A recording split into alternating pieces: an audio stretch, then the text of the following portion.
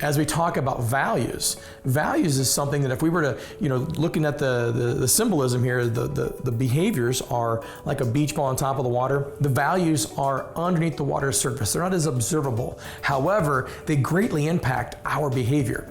When you talk about the why that we all have is the part that drives behavior. It also connects with the limbic part of the brain. And the limbic part of the brain is the part that does control the behaviors that we exhibit. So we've got 7 values and motivators that go across, and we're going to talk about each one of them. What you may see and find is that a couple of your values may be higher and a couple might be a little bit lower. And those are going to be ones that you really are going to be able to identify with. Some folks may sometimes come back and have all of their values kind of across the middle there. Don't worry about it. As we talk through this, we'll be able to see how relevant it is for you. The first value we're going to talk about is the value of aesthetic. The aesthetic value is the passion. It's the attitude to desire to create harmony and peace, to appreciate how things kind of go together, whether that's relationships, whether that's colors, clothing, how things go in terms of all of those things being connected in harmony. If your value in aesthetic is very low, then you may care about creating harmony and peace only in certain situations, or I say harmony if. The next value motivator is economic. Now, economic is not about money, but the vocab word could indicate that.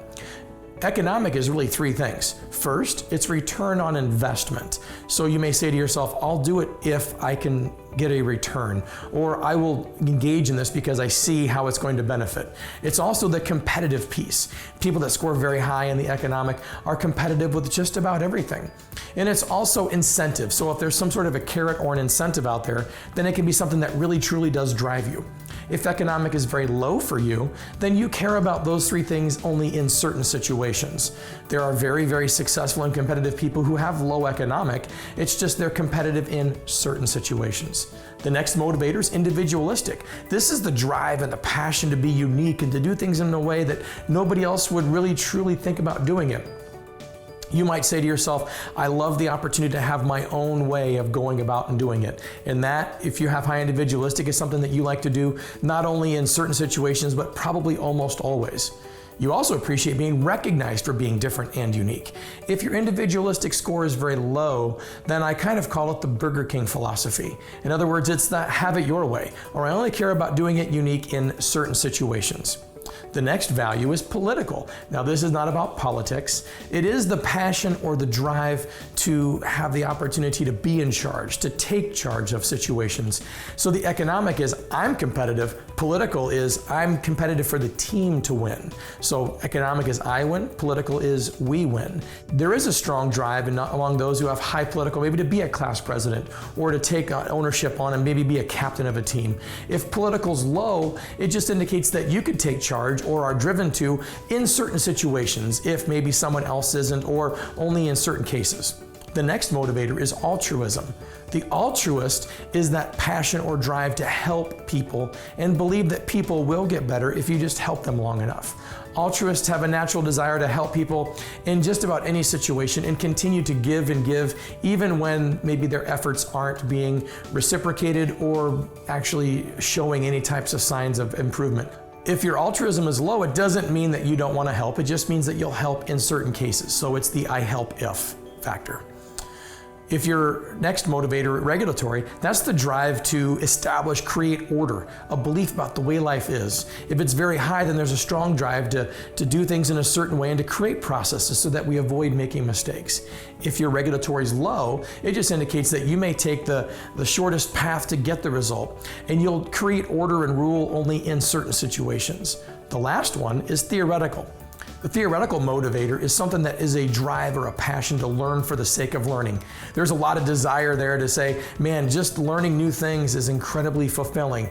Now, if your theoretical's lower, then you may appreciate learning if you understand how it applies. Some of the best people in mathematics in the world are home construction folks that may not have a college degree, but understand that if I learn this mathematical equation, it will allow me to properly lay this floor out or put this wall up.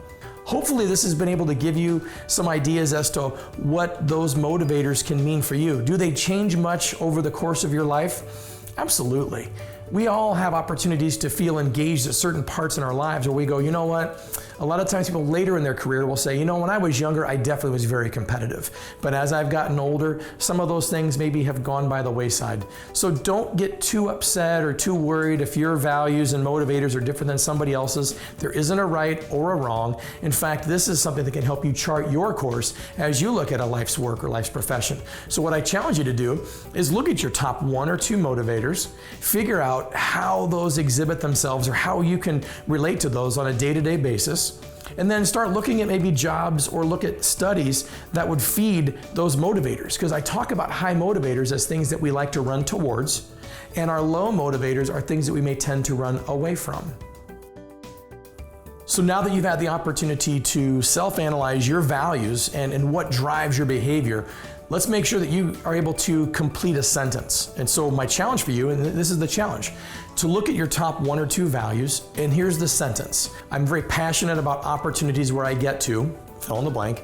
And then on the behavior side, our behavior statement, our genius statement for behaviors. The way that we go about saying that is, how do I go about doing it? So I go about it in a very, if I'm a high D, I say I go about it in a very aggressive sort of way. Maybe I'm a high I go about it in a very optimistic, outgoing sort of way. Maybe I'm a high S. I go about it in a very stable and steady way. Maybe I go at it from a high C. So I may approach or I go about it in a very accurate and cautious sort of way. So when we combine those 2 statements, I'm passionate about opportunities where I get to help other people in a unique way, high, altruist, individualistic. I go about it in a very stable, optimistic way. Those are your 2 genius statements that now you can literally walk out as you are either in an interview or you're in some sort of a situation where people go, tell me about you, right? You now have the ability and you're equipped with the statement or the ability to make a statement that allows you to say, I'm passionate about opportunities where I get to do, and then fill in the blank. I go about it in a very behavioral sort of way. So there you go, and we'll give you some worksheets and some supporting materials that can help you build your 2 genius statements.